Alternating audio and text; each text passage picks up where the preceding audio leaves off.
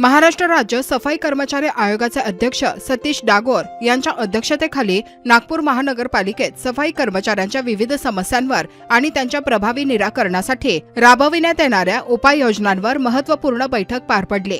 या बैठकीत सामाजिक न्याय व विशेष सहाय्य विभागाच्या विविध योजनांच्या अंमलबजावणीचाही आढावा घेण्यात आला।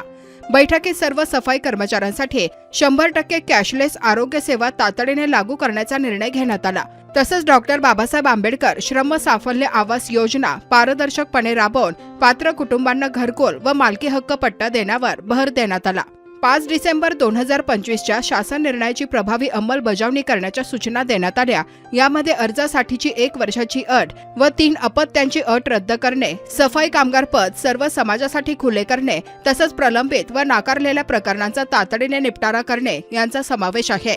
याशिवाय 10, 20 व 30 वर्षे सेवा पूर्ण केलेल्या कर्मचाऱ्यांना वेळबद्ध पदोन्नती व आर्थिक लाभ देणे, दिहाडी सफाई कर्मचाऱ्यांच्या मृत्यूनंतर कुटुंबाला सामाजिक सुरक्षा देणे तसंच महानगरपालिकेतील कर्मचाऱ्यांच्या पदस्थापनेत समानता आणण्याचे निर्देश देण्यात आले। वाढत्या शहरी लोकसंख्येनुसार नवीन सफाई कर्मचाऱ्यांची पदे निर्माण करून तातडीने भरती करणे, समाज कल्याण व मनपा योजनांचा समन्वय साधून लाभ थेट देणे तसंच मेहतर बस्ती सुधार निधीतून वस्त्यांचे आधुनिकीकरण करण्यावर ही भर देण्यात आला।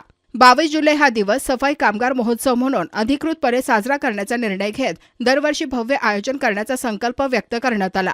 तसेच 1975 ते 1995 दरम्यानची प्रलंबित प्रकरणे विशेष मोहिमेद्वारे निश्चित कालमर्यादेत निकाली काढण्याचेही ठरविण्यात आले। या बैठकीस महापौर नीता ठाकरे, आयुक्त डॉक्टर विपिन इटनकर, उपमहापौर लीला हातीभेड, सत्तापक्ष नेते नरेंद्र बाल्याबोरकर, स्थायी समिती सभापती शिवानी दानी वखरे, प्रादेशिक उपायुक्त प्रसाद कुलकर्णी, सहाय्यक उपायुक्त सुकेशनी तेलगोटे यांच्यासह इतर अधिकारी उपस्थित होते। सफाई कर्मचाऱ्यांच्या कल्याणासाठी ठोस निर्णय घेण्याचा संकल्प यावेळी व्यक्त करण्यात आला। नागपुर महानगर पालिका में आज सफाई कामगारों के जितने भी प्रलंबित विषय थे उस सब गंभीर विषयों में आज बहुत महत्वपूर्ण आढावा बैठक हुई, जिसमें आयुक्त, माननीय महापौर, माननीय उप महापौर, माननीय स्टैंडिंग कमेटी चेयरमैन, माननीय सत्ता पक्ष नेता और उसके संबंधित सभी अधिकारी और सामाजिक संगठन उसमें उपस्थित रहे। जिसमें गंभीर विषय था कि गवर्नमेंट के परिपत्रक के अनुसार 2024 का जीआर स्पष्ट बोलता है कि सफाई कर्मचारी को अगर 1 साल के अर्थ में एप्लीकेशन करता है तो वो अर्थ समाप्त हो जाना चाहिए।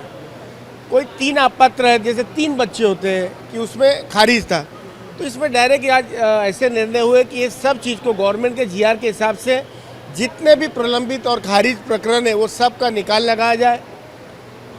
डॉक्टर बाबा साहब अम्बेडकर श्रम साफल्य योजना के तहत जो सफाई कामगारों को मकान मिल रहे थे उस पर निर्णय हो गया। माननीय मुख्यमंत्री का समय लेके उसका भूमि पूजन करके कामगारों के लिए 500 स्क्वायर फीट का मकान का भी काम शुरू हो जाएगा।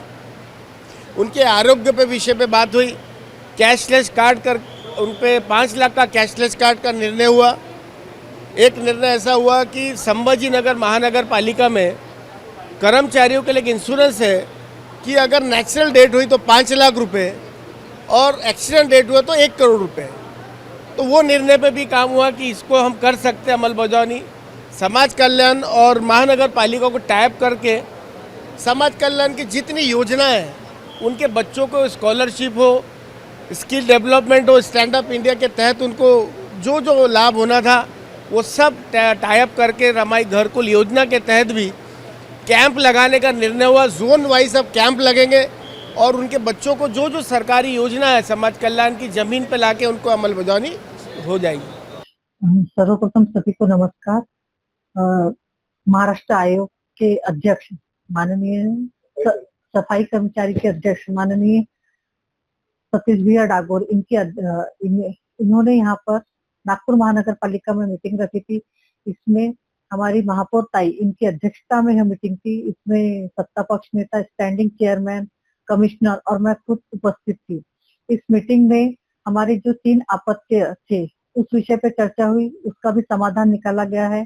और जो 2 अस्थापना थी उसके लिए भी 1 अस्थापना होनी चाहिए, उसके बारे में भी चर्चा हुई, सकारात्मक चर्चा हुई।